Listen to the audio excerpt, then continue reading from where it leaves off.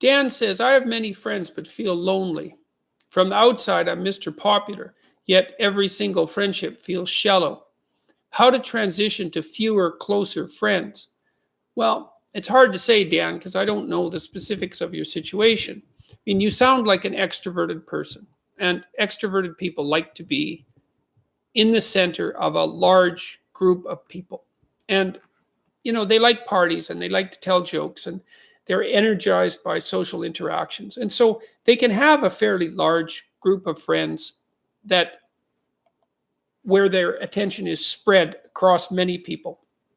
Now, and that can perhaps be or one of the consequences of that can be this feeling that you have that the friendships are shallow because there's not much to them.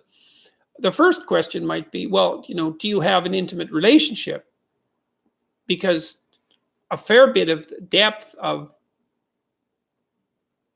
human interaction comes as a consequence of long-term committed relationships, right? With your wife or your husband or your parents or your siblings or your children. And so I would say that the true depth in relationship is generally to be found within family. That doesn't mean that friends aren't important. Then the next issue is, well, are there things that you're doing with your friends? Are there activities that you're undertaking with your friends that are more significant than mere casual amusement? Or is it just casual amusement? Because if it is, the bar scene or that kind of party life, let's say, the friendships aren't going to be very deep because they're not. They're predicated on shallow activities. And so it may be that you need to find some activities that you feel are profound on your own and find people that you can share them with. Because a fair bit of friendship is, in fact, the engagement in shared activity. And so the more profound the activity, at least in principle, then perhaps the more profound the friendship. Certainly, the people whose friendships I would regard as most crucial to me are people with whom I'm involved in complex and difficult endeavors, as well as friendships. There are things that we are doing together that we both regard as of crucial importance.